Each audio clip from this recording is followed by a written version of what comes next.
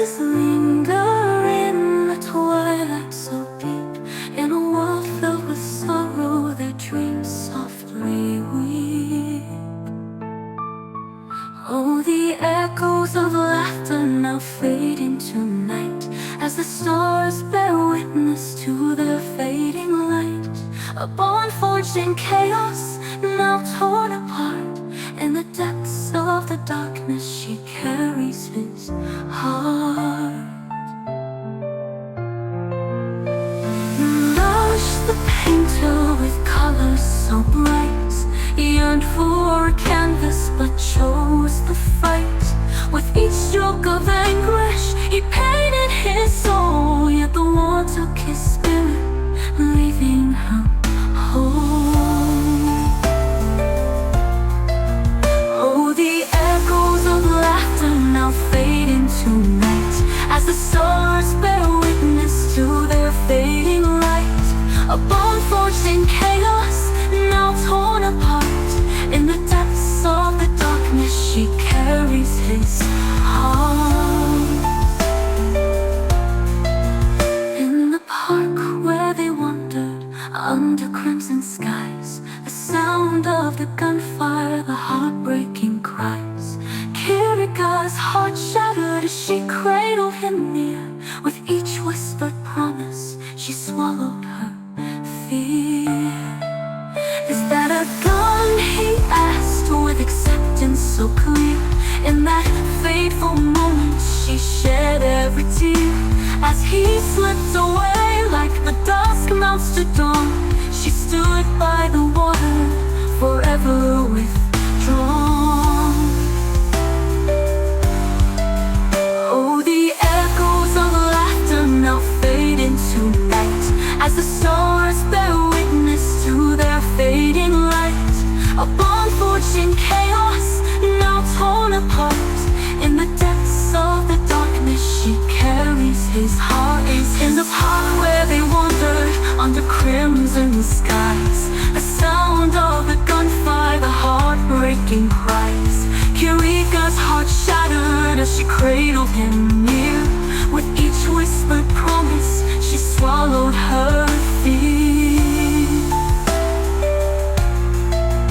Is that a gun, he asked with acceptance so clear. In that fateful moment she shed every tear. As he slipped away like the dusk melts to dawn, she stood by the water, forever withdrawn. Oh, the whispers of twilight where love once did soar, now a tragic ballad, forever and more. In the silence she stands with the weight of despair. For Mellish, her beacon, lost in the air.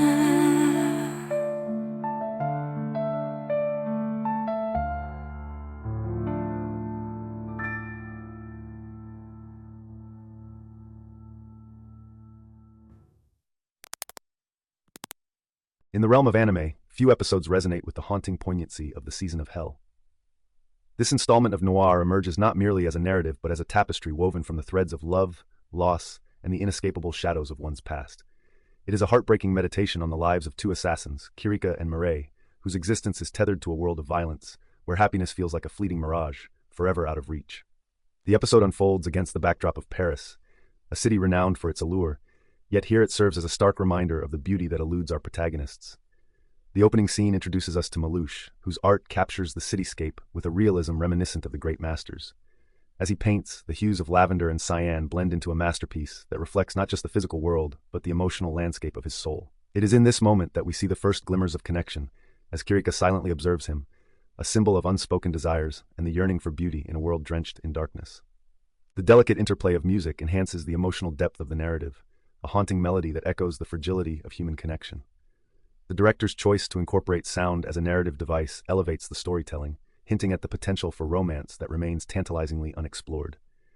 In a world where love is often overshadowed by the chaos of their lives, this moment serves as a reminder of what could be, a fleeting whisper of hope amidst despair. As the episode progresses, we witness Kirika's desire to explore her own identity, a journey marked by innocence and vulnerability. Her visit to the art store and subsequent attempts at painting illustrate her struggle to break free from the chains of her past. Here lies the heart of the episode, the exploration of self amidst the shadows of a predetermined fate. Like a modern-day Romeo and Juliet, their relationship, rich with mentorship and friendship, embodies the tragic beauty of two souls seeking solace in a world that demands their demise. The dynamic between Kirika and Malouche is beautifully rendered. Their interactions are steeped in humility and warmth. Malouche's gentle guidance offers Kirika a glimpse of a life beyond assassination, a life filled with the simple joys of creativity and expression. It is a powerful juxtaposition to her reality, where each brushstroke becomes both an act of defiance and a plea for normalcy. The park, with its serene pond and gentle breeze, becomes a sanctuary, a place where Kirika can momentarily escape the weight of her existence. Yet, as the title, The Season of Hell, suggests, this momentary peace is but an illusion. The episode is imbued with an undercurrent of tragedy, highlighting the harsh truth that true happiness remains perpetually out of grasp for those like Kirika and Mireille, who are ensnared in the web of their own making. It is a poignant reminder that the pursuit of happiness can often lead to heartache, particularly when one is shackled by the sins of their past. In the end, The Season of Hell transcends its genre, reminding us that even in the darkest of narratives, there exists the potential for beauty and connection. It echoes Baldwin's assertion that the most profound truths often lie in the intersections of love and pain, illuminating the complexities of the human experience. This episode, with its exquisite storytelling and emotional resonance, is not just a chapter in Noir. It is a lyrical exploration of what it means to seek light in a world filled with shadows. The scene transitions to Mireille, who is getting a haircut from Paula. Paula juggles two jobs. Not only is she a skilled hairstylist, but she also provides Mireille with valuable information. During their conversation, Paula mentions a man named Christian Gala, who is eager to take Mireille on, revealing that he blames her for a stint he had to serve in prison. This moment illustrates the separate lives of the main characters, even as they share the same apartment. In this episode, Kirika and Mireille are depicted as distinct individuals pursuing their own paths, contributing to meaningful character development. Back at the park, Malouche and Kirika paint together until sunset. He praises her work as distinctive, encouraging her to focus on pleasing herself with her subject matter, cityscapes, just like his. This acknowledgement brings a smile to Kirika's face, highlighting her growth as an artist. Malouche shares that there's an art shop offering reasonable prices for supplies, but he also reveals the owner sells limited edition paintings on tiles at exorbitant prices, foreshadowing the episode's climax. This scene effectively builds anticipation, while the pacing keeps the viewer engaged, seamlessly transitioning between characters without feeling tedious. The repetitive painting scenes serve a purpose. They emphasize Kirika's dedication and the tragic nature of their bond, as she struggles to keep her promise of continuing to paint. The next day, Mireille rides her bright yellow scooter and catches a glimpse of Kirika and Malouche painting in the park. Unbeknownst to her, Christian Gala and his right-hand man are nearby in a dark green car, stalking her and waiting for the right moment to ambush. This clever placement of characters heightens suspense, creating a compelling game of observation. Later, we see Mireille and Kirika sharing dinner at home, using a billiard table as their dining surface, a unique aesthetic choice. They enjoy a soup-like pasta dish, which seems a bit unconventional. In this intimate setting, Mireille advises Kirika against seeing Malouche anymore, prompting Kirika to question, "Why not, Mark?" As the scene fades to black, it transitions to Kirika returning to the park. She picks up Malouche's coat and discovers a war medal that has fallen out. He introduces himself, mentioning that he is Czechoslovakian and served in the Foreign Legion. He then asks her name, leading to a quick flashback of Kirika awakening in a room filled with weapons and an ID bearing her alias, Yumura Kirika. Malouche's understanding nature shines through when he says, "We don't have things we don't like talking about." He expresses his uncertainty about returning to a life filled with violence, remarking on the chaos of the government, to which Kirika blushes and replies, "No, not really." This exchange resonates deeply, mirroring the themes of shared pain and the burdens they both carry as assassins. The episode cleverly uses subtle hints of intimacy, suggesting a connection that transcends their violent lives. When I first watched this episode, I felt a deep desire to protect their fragile bond, wishing for them to survive and maintain their friendship.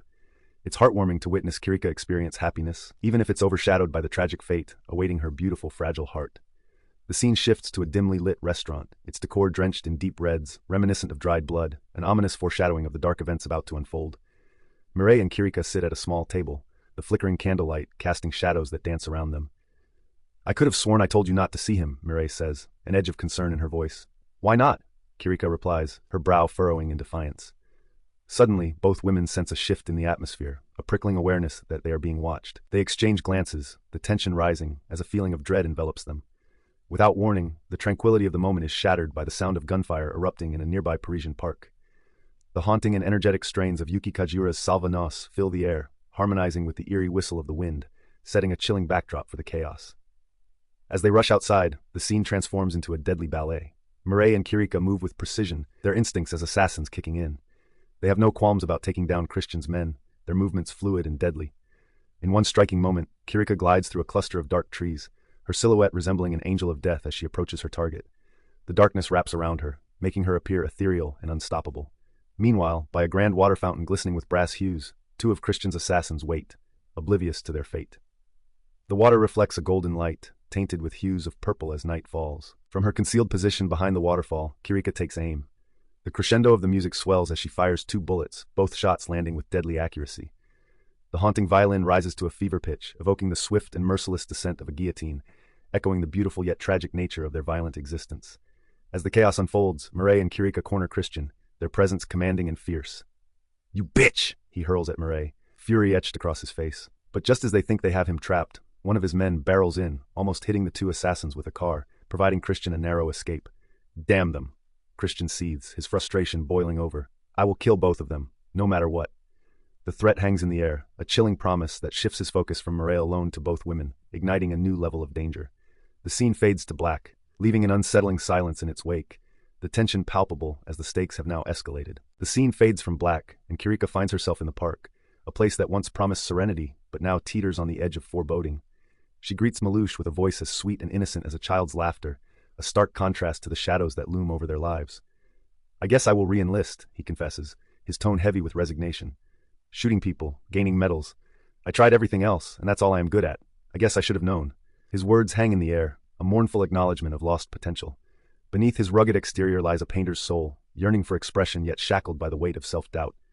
This irony, his extraordinary talent buried under layers of despair, pierces the heart. It is tragic indeed, for he could have been a beacon of creativity, an art teacher inspiring minds, yet here he stands, convinced that war is his only calling. Malouche observes Kirika's growth, offering a compliment that feels as fragile as the moment itself. "Your artwork is bold and tasteful, even if a bit clumsy." They share a laugh, a fleeting spark of camaraderie that transcends their circumstances, a testament to the beauty of friendship that, in a world so often inclined toward romance, remains pure and untainted. As they stroll toward the art shop under the crimson sky, a tapestry of red and orange, reminiscent of dried blood, the air thickens with foreboding. "I guess this is goodbye," he says, a bittersweet finality in his voice. "You should keep painting too." Her response is a sweet smile, a fragile peace blooming between them, kindling hope in the audience's heart that she will carry his spirit forward through her art. Yet, as the church bell tolls, its somber rhythm echoes a warning, a reminder of mortality that lingers ominously, for whom the bell tolls. When Malouche walks away, Kirika's heart feels heavy, an anchor of sorrow pulling her down. She passes the art shop and catches a glimpse of a limited edition tile painting, a token of their connection.